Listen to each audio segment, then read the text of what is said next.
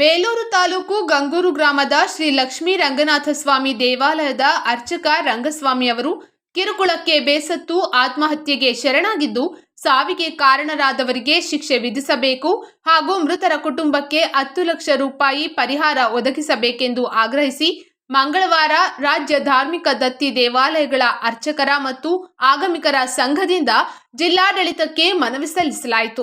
ಸಂಘದ ರಾಜ್ಯಾಧ್ಯಕ್ಷ ಎಂಎಸ್ ವೆಂಕಟಾಚಲಯ್ಯ ಅವರು ಮಾತನಾಡಿ, ಅರ್ಚಕರ ಆತ್ಮಹತ್ಯೆಗೆ ಜಿಆರ್ ರಾಮಚಂದ್ರೇಗೌಡ, ಜಿಪಿ ಸಿದ್ದೇಶ್, ಮೂಡಲಗಿರಿಗೌಡ, ಶಿವಲಿಂಗೇಗೌಡ, ಗುರುಮೂರ್ತಿ ಎಂಬುವವರೇ ಕಾರಣರಾಗಿದ್ದಾರೆ ಎಂದು ಆರೋಪಿಸಿದರು. ದೇವಾಲಯದಲ್ಲಿ ಕಮಿಟಿ ಮಾಡಿಕೊಂಡು ಪ್ರತಿನಿತ್ಯ ಅರ್ಚಕರಿಗೆ ಸರ್ಕಾರದಿಂದ ಮಂಜೂರಾದ ಜಮೀನನ್ನು ಕಮಿಟಿಗೆ ಬಿಟ್ಟುಕೊಡಬೇಕೆಂದು ನಿತ್ಯ ಮಾನಸಿಕ ಹಿಂಸೆ ನೀಡುತ್ತಿದ್ದರು.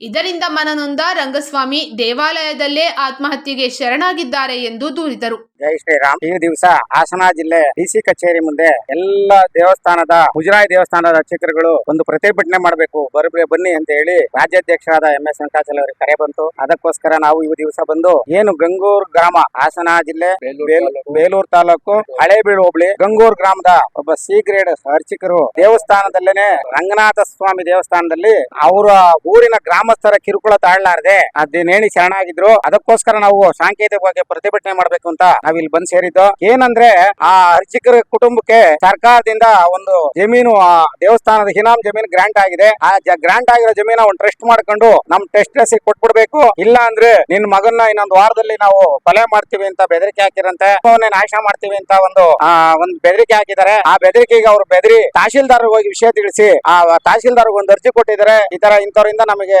ರಕ್ಷಣೆ ಕೊಡಿ ಅಂತ. ನಮ್ಮ ಸಿ ಗ್ರೇಡ್ ಅರ್ಚಕರಿಗೆ ತಹಶೀಲ್ದಾರ್ ಸುಪ್ರೀಮು, ಯಾವುದೇ ಒಂದು ಗಲಾಟೆ ಆದ್ರೂ ತಹಶೀಲ್ದಾರ್ ಬಂದು ಅವರು ನಮಗೆ ರಕ್ಷಣೆ ಕೊಡಬೇಕು. ಆದ್ರೆ ರಕ್ಷಣೆ ಕೊಡದೇನೆ ಇದ್ದಿದ್ದಕ್ಕೋಸ್ಕರ ಅವರು ದೇವರೇ ನೀನ್ ನೋಡ್ಕೊಳ್ಳಬಾ, ನನ್ನ ಕುಟುಂಬ ರಕ್ಷಣೆ ಮಾಡು ಹೇಳ್ಬಿಟ್ಟು ದೇವಸ್ಥಾನದಲ್ಲಿ ನೇಣಿ ಶರಣಾಗಿದ್ದಾನೆ. ಆ ನೇಣ ಕಂಡಾಗ ಗ್ರಾಮಸ್ಥರೆಲ್ಲ ಬಂದು ನೋಡಿ ತಹಶೀಲ್ದಾರ್ ವಿಷಯ ತಿಳಿಸಿದ್ದಾರೆ. ತಹಶೀಲ್ದಾರ್ ಬಂದು ಹೆಣ ಬಿಚ್ಚಕ್ ಹೋದಾಗ ಆ ಮನೆಗೆ ಅವ್ರ ಹೆಂಡತಿ ಮನೆ ಮಗ ನಾವು ನ್ಯಾಯ ಸಿಗೋವರೆಗೂ ಅವ್ರ ಮೇಲೆ ಕೇಸ್ ಆಗೋವರೆಗೂ ನಾವು ಹೆಣ ತಗ್ಸಲ್ಲ ಅಂತ ಗಲಾಟೆ ಮಾಡ್ತಾ ಇದ್ರೆ ತಹಶೀಲ್ದಾರ್ ಹೇಳ್ತಾರಂತೆ, ನಿಮ್ ಮೇಲೆ ಕೇಸ್ ಮಾಡ್ತೀವಿ, ನೀವೇ ಇದಕ್ಕೆಲ್ಲ ನೇರ ಹೊಣೆ ಅಂತ ಮಾಡಿಬಿಡ್ತೀವಿ ಅಂತ ಬೆದರಿಸ್ತಾರಂತೆ. ಅವಾಗ ಅವ್ರ ಮಗ ಏನು ಲಾ ಓದ ಇರ್ತಾನೆ, ಅವರ ಫ್ರೆಂಡ್ಸ್ ಗೆಲ್ಲ ಫೋನ್ ಮಾಡ್ತಾನೆ, ಈ ತರ ಆಗಿದೆ, ನಮಗೆ ತೊಂದರೆ ಆಗಿದೆ ಬರ್ರಬಾ.